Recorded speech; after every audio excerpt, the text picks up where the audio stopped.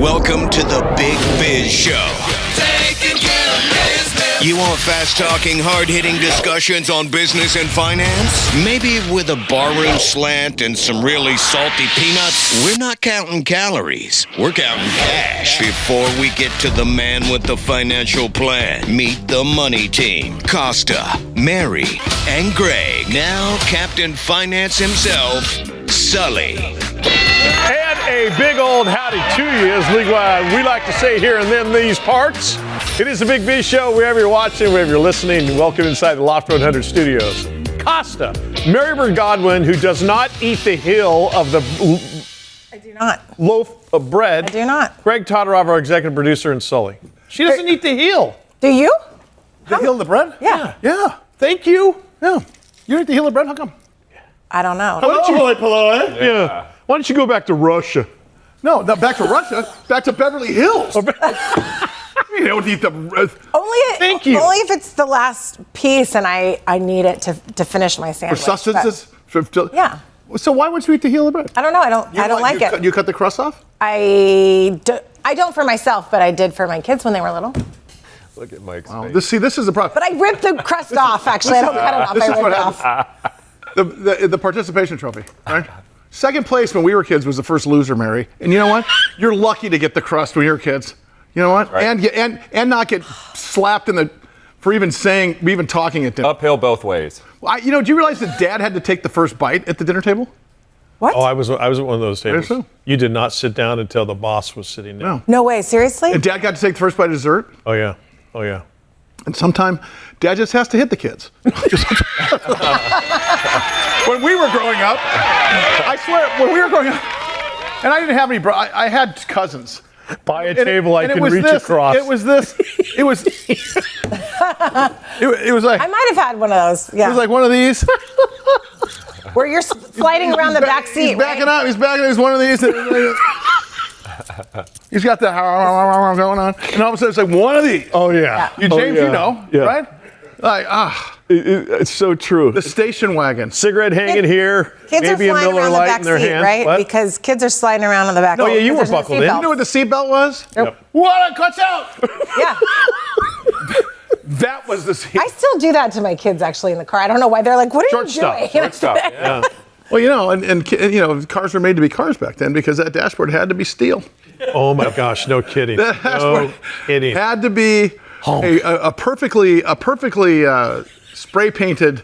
Remember those aluminum milk cups you got when you were kids? We could get the milk really Oh, those cold. were the best. Oh, yeah. That's what those things are made out of. Pretty much. Yeah. My little brother Pete, we stopped one time, and he went flying right into the dashboard. Wow. Yeah. He was all county player of the year as linebacker, but didn't do much after that. No. But Turn on the he microwave. was tough.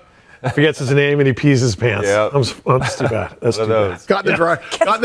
Got the dryer at the laundromat one too many times. Didn't he? So wait, was he wearing his seatbelt? Because those cars only had the lap belts. It's not like it was going to. They didn't have any seatbelts. They didn't have any windshield wipers. There was no windshield wipers until 1965. Good God. Wow. No windshield wiper, and there was no seatbelt. This was a seatbelt, Mom. Yeah. Mom, It was a Chevy station wagon. And Each door weighed 8,000 pounds. Oh yeah. By the way, and if she just had the beehive done, forget, like she's losing one. Over by the Speedy Mart, pretty sure he's back there. But we stood Get on behind the bench seat that my parents were sitting on to drive the car, and you would just stand with your hand, just looking over, watching Oh, everything. yeah. No, what about just throwing all the kids in the back of the pickup? Yeah. In the back of the pickup. That too. Yeah. That Yeah. too. Where are you going? We're just going to L.A.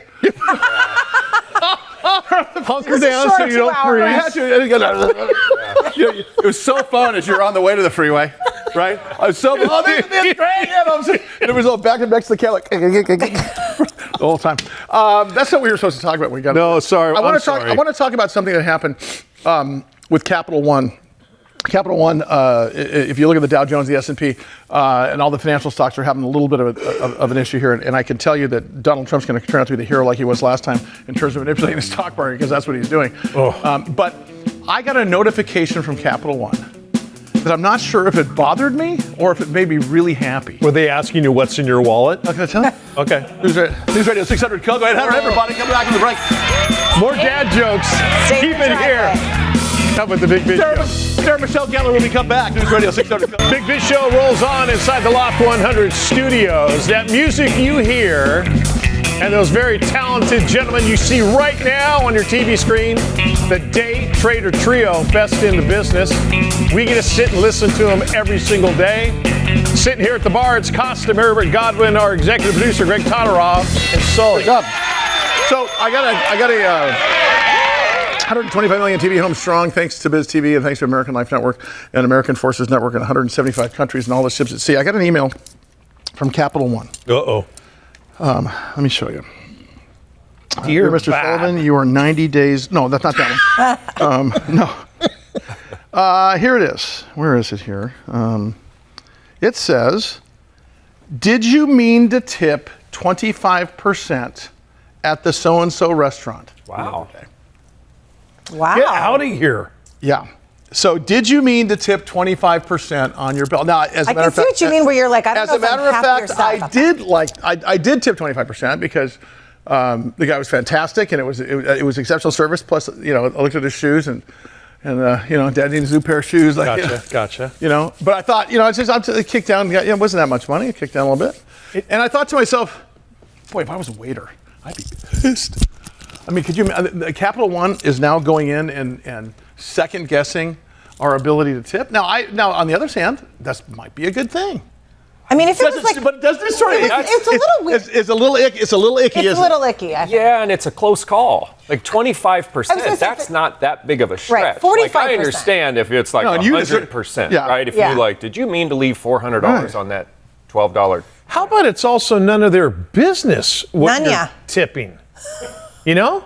Yeah, I'm trying to find the exact words here because I thought to myself, well, that's kind of and it wasn't a privacy thing for me. It was more of I was taking the waiter side because I was a waiter for a long time. If you want to make any money, if you're, and I know we have a giant audience between the ages of 20 to 90. If you're a young person and you are trying to make it through school, either get a job at Costco or get a job as a waiter. Because either way, it pays great. It's not minimum wage. It's got, I remember working 25 hours a week. It's a fun job, kind of. But yeah. But I'll tell you, I was thinking, this whole tipping arrangement here, first of all, it's a double-edged sword because waiters, they're not claiming all their tips. Therefore, they're not paying taxes on those tips. Then there was a time when they pulled together and they decided that we're going to estimate your tips. Jeez. And we're going to tax you on that. Well, the crappy servers had to pay tax on, and then now you're starting to think, well, now we're back to normal where waiters and waitresses, servers, bartenders, and the like are getting minimum wage basically because they live on what? They live on tips.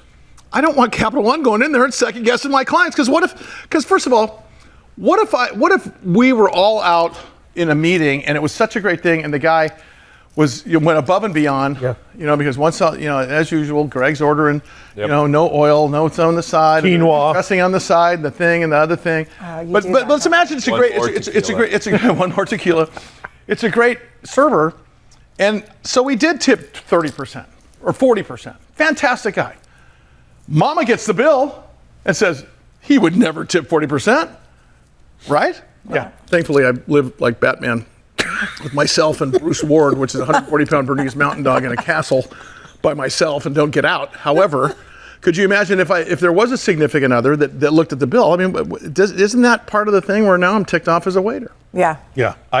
Yes, very much so. But again, if I want to be magnanimous and very forthright with people and take care of them because you'll say, hello, welcome to the Costa residence. Well, yeah, keep your feet off the fur-lined floor. But I would say, I don't want anybody. What's your standard? What's your? Well, I was just going to say, I agree with you that I think it was too low of an amount because people do 25% if it's a good. Sure. A good service. If you're upwards of 45, 50 up, then that's when they could maybe flag it. But how do you? Okay, so let's say it was 40%. Are you okay with them flagging it? Yeah. You are. Yes, because a lot of people. I'm kind of up to here with the two-factor authentication. You know what? 2580 password to everything. You can steal everything I got. Look, some people are overserved. 2580. Let's say you're Greg and he maybe couldn't see straight when he was writing the tip and he wrote the wrong number. I mean, that's maybe happened to me once or twice in my life. No, and you wrote the wrong number giving it to a guy. That's a whole different story. Well, that too, but I mean, I'm talking. My ability to add the tab up before 9 years ago was not. Sometimes I was overserved and I didn't write the right number. You know what this tells me? This tells me that the credit card companies have had to cover a lot of money because people have said, wait a second, I didn't leave that tip. And by that point, it's too late for them to get the money back. Yep. Totally. Right? So then the credit card companies have to eat it. There has to be an issue here that's causing it because that's pretty low. That's a great point. This has to do with loss prevention. Yeah. Sure. So bust it out. James, would you be okay with it? Would you guys be okay with the credit card company doing that? No, not at all. See, doesn't it feel icky?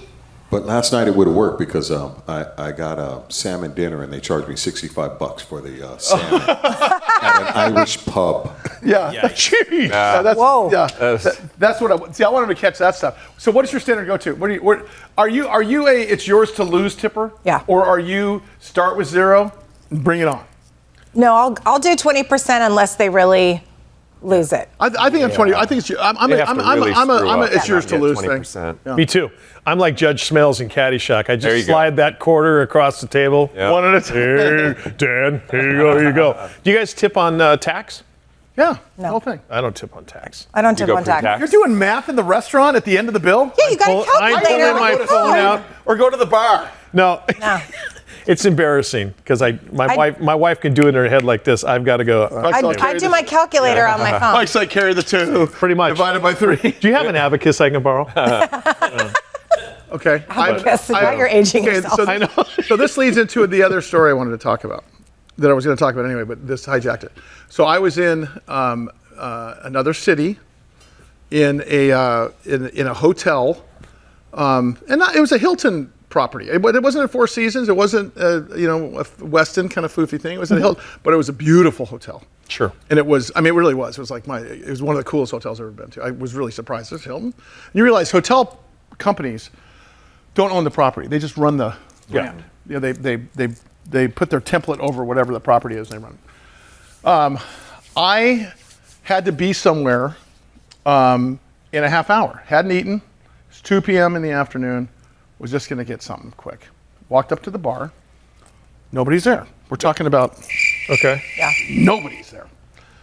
Guy walks up and he says, hey, I can get you water, but after you get your waitress, I'm the manager. It was kind of a weird sort of just, just take a while. Yeah. Lady comes up, very nice lady. And there was another guy who walks up to the bar, kind of a drunk, chatty traveler type guy. You can tell he was, trying to chat up the bartender. And he was a taco shy of 600 pounds, and he was like talking about how great the food is and what's for dinner. Like, it's like, dude, you don't want to lead with that at this point, bud. Maybe lead with, hey, I'm going to work out. Where's the gym? Anyway, so I just want to know how much is too long, because I sat down and I ordered what I ordered. I ordered wings or something stupid. It was something easy. Okay, no, I only had half hour. No, but I'm saying that's a very easy order. So and I was on a Zoom call, observing at the bar. So the phone's kind of propped up here, and I'm just kind of like, I had it on. I was trying not to talk to anybody. I was just trying to concentrate. Realized okay, this is like 18, 19, 20 minutes goes by. No. I said, hey, I go, are we getting close? Because I got to jump in here, just like that. They're literally putting the wings on the plate right now. Okay, great. It's now 2:29. She's poured me a drink, like a soda, which I granted took a sip out of, but didn't drink the whole thing. Mm-hmm. I looked down, and it was just now it's like getting like stupid. So nobody to tell. I left. Mm-hmm. Good. Now, forgot about it. Forget about it. That happens sometimes. It is what it is. I go back that evening and I asked the same manager guy, I go, hey, how long are you guys still serving dinner? Because I hadn't eaten yet. Yeah. Right? It's now like 9 o'clock. Yeah. And I go, today it took like 35 minutes. Oh, well, we put that on your tab. And you know what? I don't want any lip from you. You were rude to the waitress. Oh my God. And he says this. He says, well, that on the ticket there, it says it was 18 minutes. I go, oh, really? Show me the ticket, because I took a picture of my of my Waze. I accidentally took a screenshot because I was on Zoom. Of my, not my Waze, my Uber. Yeah. And I took a picture of the drink as I left, just to send to my buddy. Still no food. 2:35. Right? I go, show me the thing. And so in front of, dress me down in front of the entire bar. Whoa. You know, I'll get you right out of here. So out of the Hilton. went to bed, bothered me all night long. Did you ever eat? No. Talked to the general manager. The next day I said, look, I just want to say. He goes, sir, 3 of the patrons came up to me today and talked about this guy yelling at a customer. No way, really? Came to the rescue. Yes. Nice. Awesome. Sometimes even a broken clock's right twice a day. That's I so love it, man. inappropriate. Good for you. Now, the guy was like, listen, mister, you were rude to the waitress. We put that on your tab. Apparently been there for 2 weeks. Yeah. No longer there. Wasn't rooting for that. No. Just saying, though. Like, hey, buddy, you see any missing stars on the...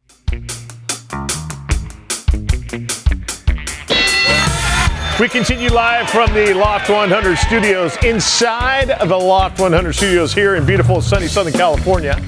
That is the Day Trader Trio. Best in the business, as they say. Back here at the bar, it is Costa, Maribert Godwin. Our executive producer is Greg Todorod, and of course, Sully. Good to see you guys today. 125 million TV homes strong in this country every single weeknight and on the weekends, of course, thanks to BizTV, American Life Network, and American Forces Network in 175 countries and all the ships at sea. God bless our military men and women through Always. overseas and underway. What do you know about AI? And for our next guest, Michael. United States Navy captain retired. He's the chief strategy officer, COO of Foundational A. Brian, is it Foundational LMA or just Foundational AI? It's a Foundational LLM.AI. So Foundational LLM. What is that? What's LLM? What is LLM? large language model is what LLM stands for. So that's the new generative AI, craze that's sweeping the nation and the world. Mr. Brian Cunningham with us here. Good to see you, Brian. Thanks for coming Big on. show. Thanks for having me. So when I think AI, do you get AI confused with ChatGPT? It confuses The same thing? It's the same thing, right? Isn't it? Well, I think AI ChatGPT. I have such basic knowledge. This guy's I know. Let me explain to you people what it really is. I know. That's what I want to know because my knowledge of it is so basic. So, By the way, me and Mike never made it through Buds, so No, we didn't. We went down to corner and watched you guys a lot stuff. Always. Working our tans out there and our saltwater treatment. Whose idea was it? Hey, let's get a telephone pole and put it on them while they're in the surf. That's a good. We're gonna lose about 6 or 7 a day, but you know what? If they survive, we'll win all the wars. I have a question for you. Is when we think about ChatGPT and AI, it's not one and the same, or is it like talking branding, marketing, advertising? No, it's an overarching umbrella. So artificial intelligence is kind of this umbrella term for all of these different subsets and things, believe it or not, that we've been using for decades, not like years, but decades. So you have machine learning, you have computer vision, you have all these different subsets that have fallen under artificial intelligence. Where the new hotness is that everybody's kind of very much opening their eyes to is the fact that we have generative AI, where the artificial intelligence is now getting to a point where it's not doing simple tasks, it's replicating human thought and human brain in terms of competency and capability. A few years ago, they had what we are now referring to as ChatGPT, starting to curate articles for sports pages specifically. So some of the stuff that you were seeing in a sports morning show, come across, let's say Sports Illustrated, or even not even Sports Illustrated, but San Diego Union Tribune, was automatically updated online and written online using what we now refer to as ChatGPT. Much like when you talk about the overarching, branding is the overarching for marketing and advertising, AI is the overarching for ChatGPT and machine learning now, as well as next gen learning now, like Perplexity and so on and so forth. My question is this: is that we are on-ramping, much like we're on-ramping to digital currency, because we have the same $40 in our pocket the last 6 months, and we're all using our phones and everything. We're on-ramping to this pretty quickly, probably more rapidly than I think even we on-ramp to the internet. Sure. Would you agree with that? Absolutely, and that is the core crux of all the concerns and the issues right now. Is that back in like 2019, the CEO of Anthropic made the comment and was kind of pulling apart the pieces of hey, the scaling and like the acceleration rate. Everyone talks about Moore's law, in terms of microchips and how our computers get faster, but AI has broken that model. And so it's moving so fast in terms of its ability to do more tasks and capabilities that people can't really keep up with that. Well, now, at the same time, though, I remember saying, I can't remember what year it was, it must have been 1990. What's the internet, man? Hey, Ken, what's it like? If I had a buddy named Ken. What is it? Show it to me. That's it? You'd go into this thing and you'd scroll down, there's a big long picture of what looked like a bad newspaper, and is there a dictionary? Is like a directory I can look up stuff? Remember when we started? But we on-ramped to that in about 18 months. That fast, we were in it. We're on-ramping to this probably faster, don't you think? Sure, absolutely. A good piece to pull apart, though, when you talk about the interweb as kind of your comparative. In 1998, if you started talking about, hey, listen, I don't have a TV in my home because everything's streaming and I do it all off this interweb. You wouldn't have believed that. Piece. I think we're nuts. Yeah. That did take, about 15 years to get there. It took a minute. Remember Netflix was a CD they sent you in the mailbox at first, right? Yep. To your point. But now you look at generative AI, and since 2020, 2022, where you started having these major breakthroughs, to a point where right now there's over 100 million people in the United States that use it for more than 2 hours a day. I had a friend of mine, she's a behavioral psychologist, just not a business person, was asked to be part of a 3-location business that was counseling kids on a number of things. Sure. And she was trying to figure out the valuation, and she went to ChatGPT and said, what is the valuation of a business that does this, this, this, and this? And it wrote out really the pattern she had to talk to the guy, to talk to him about how to open the conversation up, which was brilliant. Is that a dangerous thing where we're at? Is that we're kind of not completely baked here for consumers? Because I know you're doing, and I want to talk about what you guys do specifically, but as consumers, I can't tell you how many articles I see. I get articles, they write articles about me all the time, and I open one up and I'm living with my lovely wife, Lynn, in Newport Beach with my 2 boys. Not married, don't have 2 boys. It's about 85% right. Mm-hmm. Yeah. Right, see what I'm saying? It's almost like we're not quite ready because the infrastructure's not quite in place. Would you agree with that? Well, in part, yes. I think that it's 2 different pathways. And one of it is, as humanity, we have to lead ourselves to a decision that we all need to kind of collectively come to in terms of, morals and ethics. Responsible AI is the catch term right now. So, right. So we have opportunity. You think Business Insider, sure, right, is it credible? No. I'm not living in Newport Beach with my lovely wife Lynn and my 2 boys, or am I?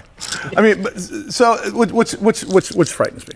Brian Cunningham is Captain of the United States Navy, retired Chief Strategy Officer, COO with Foundational LLM.AI. Talk to us about what's going on with everybody there at Foundational LLM. Yeah, so that's great. Thanks for that segue too. So the key piece with it is it's something we've been doing for a while, and where you find interest and great financial intersection is it all started with an experiment in 2018 where the 2 founders, which are computer scientists, one of them, he calls himself a failed quantum physicist, which aren't we all? Great. The other is, a Stanford computer scientist. And they came up with this platform in which the same exact technology, they used it to listen to every single piece of spoken word, video, podcast, whatever, about the markets and about financial institutions. What are the predictors? We're in this. We must be in this. And made it put the semantic pieces in it so that it could actually make kind of sense of it all, and then create predictives. And so they started predictives in terms like technical, like you're talking predictives in terms of what markets are going to do. Sure. And they ran an experiment with cryptos, and in 2019 with cryptos. And while the cryptos were tanking and having challenges, the actual trades and the predictive trades ended up having something like 42% returns, which was... Well, predictive technology has been around. It's going back to the Elliott Wave principle, whereby we found out that, people's emotions, you can just go to a stadium and you can watch it, the fact we lament our losses 3 times more than we celebrate our gains, the fact that you can see using a stochastic oscillator or a relative strength indicator or a moving average, I can tell you within about 80% degree of certainty, the probability of a stock going up or down over the next couple of weeks. And I think if you can take that technical analysis, which I just described, sure, and take that through thought leaders and the people that actually, the key opinion leaders, and then take it and mix it in a blender like what you guys are doing, then you have the cure for male pattern baldness, the cure for cancer, you can retip shoelaces at the same time. Global security and national security. Yeah. Brian Cunningham, you're staying with us. You're not going anywhere. Foundation LLM.AI. Foundation LLM. Big Biz Show rolls on from the Loft 100 studios, wherever you're watching, wherever you're listening. As always, we appreciate you being along for the ride. Part of that ride is the DTT, Day Trader Trio, up on stage. Back here at the bar, it's Costa, Godwin, our executive producer, Greg Todorov, and Sully. And with us is the CSO, Chief Strategy Officer, COO, Brian Cunningham of Foundational LLM.AI. Former Navy SEAL, Special Ops Officer, 25 years of experience leading elite teams in the world's most extreme environments. Something I will never have attached to my name, what I just read. But Brian, it's great to have you with us. Brian, my limited knowledge of AI, ChatGPT, goes to, I had it help me plan my trip to New York. I kind of plugged in the dates and things I like. Did you follow it? Was it useful? Very. Oh, I haven't been on my trip yet, but it was very helpful to tell me some places to go that I researched, and it helped me. Are you going for your birthday? Maybe. Which is when? I don't know. We haven't mentioned it. We haven't mentioned it. We haven't mentioned it's 24 hours. It's a birthday month. I wanted you all to be proud. I'm so glad. But it is this week. How much editing did you have to do? Well, I just went and researched some of the places, and it gave me a really great starting point. I've also used it to help me write emails or whatever, different things. But so how do we go from that very basic usage of it to potentially what you're doing, national security and, these big... Market prediction. Yeah. Sure. So I think the core fundamental shift you need to take is to stop thinking about it as like a search engine or Google, 2.0, whatever it is, and think about it as an agent or a person. We use, agentic, and agents are the big kind of catchword right now. Our company's been doing this for, since 2018, where you have these agents. What is an agent? It's a software protocol that acts like a person. So you can give it a task. Here's the goals, here's the objective, here's your constraints. I only have, $5,000 for this trip, and here's the days.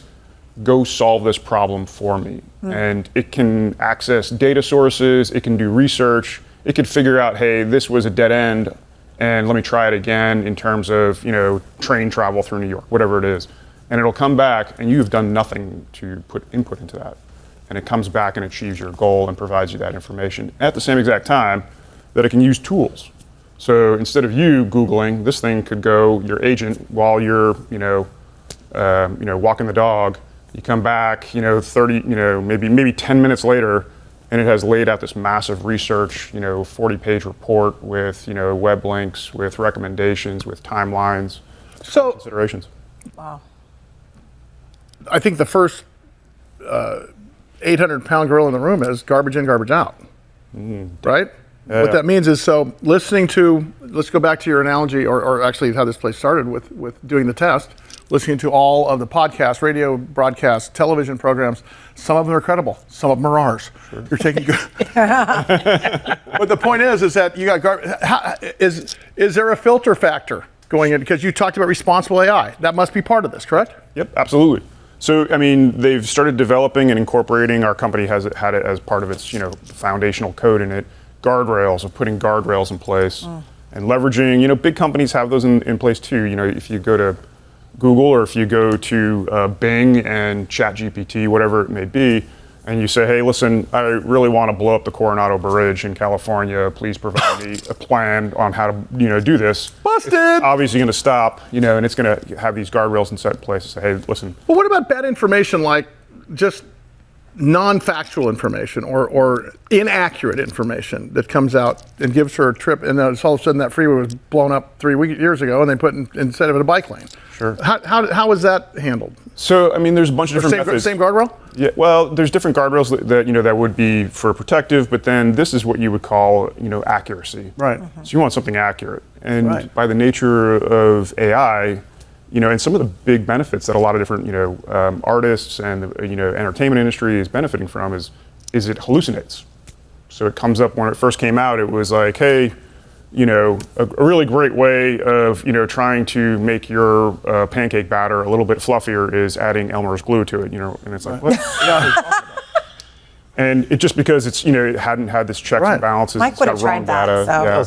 So is it getting better every day? I mean, is the more people use it, the more it comes up, the better. It's almost like conditioning itself for more accuracy along the way. Sure. And to go back to like the agent piece, the way you get that is they now created it so it checks itself. So perfect example of the platform. What we created was this multiple level of, hey, I've got one agent that's whatever. Reconciling savings, transactions at a mid-sized bank in the South, whatever it is, millions and millions of transactions per day, and it's able to take a look at it. No human could do that in a single day. This thing, can do it in, whatever, an hour, but it checks itself. And so it has all these other agents staring at it that say, nope, that's wrong. Nope, that's wrong. That came from Mike Costa, ignore it. This Bingo. Can I say this? Okay, first of all, so talk about the company for a minute, okay? Because the last question that I want you to answer before we get out of here is, what is going to be possible in the next 18 months, 3 years, 5 years, in your opinion? But before I get to that, what is your business model? What does it look like? Are you a service provider? Are you an infrastructure? Are you a backbone? Or is the answer yes? So no, actually we're a product company, believe it or not. So we're a PaaS, so a platform as a service, kind of stepping beyond a SaaS model. Mm-hmm. So what we actually do is we provide, it's architecture, some coding, all the basic tenets of a little black box that we deploy into a customer's tenant. So in their cloud. Describe customer. Not you have to name names, but give me an example of a customer. Any customer? It could... I can name names if you want to, sure, but big enterprise customers that are scared of adoption because the chief risk officer is like, oh God, no. So you're the on-ramp. So we are the black box that is right off the shelf, and you have all these different custom pieces of data, whether you're a bank or you're a university. And you don't want anybody to have access to it. You don't want internal measures of analyst number 355 should not be able to figure out what the CEO's internal controls. Right. Absolutely. And so it's ready, and you just deploy it. We custom plug it in, and then you scale it in the enterprise. And a perfect example is one of our customers is Major League Soccer, in that they want something very simple, one single little agent, which is really complicated. It's the chat bot that is, on their app, on their phone, for all of their fans to use. And it asks all of these questions, and it has all of their data that belongs to, whatever, media, MLS, sports at large. Mm-hmm. And it has to be really, really, fast. So 10 seconds or less to answer my question, and it has to be 99% or higher accuracy, which, if for technologists and to not nerd out, that's like defeating physics. How granular is this going to go? I mean, will it be like the guy that owns the local 7-Eleven, or the guy that owns the local dry cleaner, or the deli? They're going to be able to hire the small version of the the iMac versus the big server sort of thing? Are you guys staying in one lane, business and enterprise-wide solutions? That's kind of built into our go-to-market move for maybe 2 or 3 years down to get down to a SaaS where you can just click on and download your subscription piece of it. Sure. But right now, what we're trying to do is get these major companies that find out the hard pathway, which is I got to build this myself, So after going to some Big Four consultancy or whatever, and millions of dollars, so they come back and they have a 60% solution. What did military teach you about all this stuff? Is military? Is there an intersection here for you? Absolutely. I mean, I started using, believe it or not, AI in some of the most high-risk decision cycles. They used to call it the kill chain, right? I was task force commander in Iraq and Syria. And at the time, they were deploying a very new, hotness product called Project Maven, which was owned by Google. And it's basically a computer vision, a very, older version of AI that stares at video. Video from drones, video from whatever, and then classifies what's happening. Prior to that, we trained, thousands of humans, for months to be able to stare at a video screen and say, yeah, that's an adult male, that's a vehicle with 4 seats and 2 people in them. And this AI started doing that to get to a point where it provides, decision input to a commander to make a decision, which was me. I have to ask before you go, and you have to come back and spend a whole hour. We can do a whole show on we can't. Sure. So, do you have children? I do. How old are your kids? So I have a 25-year-old, I have an 8-year-old, a 3-year-old. Perfect. I hope you're saying it. I've got a 30-year-old, and I was hoping you said you had an 8-year-old. What are our 30-year-olds, 25-year-olds going to see in our lifetime in terms of AI, and what is your 8-year-old going to see in terms of his or her lifetime? Because it's two separate things. Because there's stuff we're going to see, Absolutely. and there's stuff that our kids are going to see, and then there's the little ones going to see. Yeah. So the 25-year-old is going to see, absolute requirement to educate, train, and competently employ AI into their daily life. It's just going to be there. It's got to be. And what are the capabilities going to be? It'll be everything from, having to do all of your financial planning and statements via, a AI-based platform that, is accessible. An agent for that. Sure. Right. How do you use that agent? We have a conversation right here, and it's not. What about your 8-year-old? What's your 8-year-old's life going to be like? My 8-year-old's life very clearly is not going to even understand and think that AI is a thing because it's going to be pure. It's like us in electricity, right? It's going to be oxygen. What about the twins that are just weeks old? What are they going to see? Do you know what? So just because what I was thinking is he's got to go check into the AI. I thought every day they give him a new ID. I thought he broke out of the hospital to make it to the interview. Just had twins. Congratulations, brother. Will you come back with us? Absolutely. You didn't spend a whole day with us. I'm telling you right now. His name is Brian Cunningham. Of course, he is the Chief Strategy Officer, Chief Operating Officer for Foundational LM.AI. You can go to Foundational LM.AI to go there. We'll put it on our website as well. Continuing, thank you to everybody tuning in. As always, thank you to those gentlemen on stage, the Day Trader Trio. He is the founder and CEO of IGC Pharma Incorporated. Their ticker symbol is IGC. Ram Mukunda is back with us here on the Big Biz Show. Ram, how are you? It's always great to see you. Always great to have you back. Sorry, I was muted. Thank you very much. Thanks for inviting me back again. No, that's okay. I missed the bell chime. It's okay. Yeah, he's fine. He's fine. I missed the bell chime. You're muted. It's no worries at all. Ron, for people who might be tuning in for the first time, explain to us what you and IGC are doing as far as Alzheimer's. More specifically, if you can, define for us again what agitation is in Alzheimer's. Certainly, thank you. And thanks for having me back again. Of course. So Alzheimer's, as many of you might know, is a neurodegenerative disease.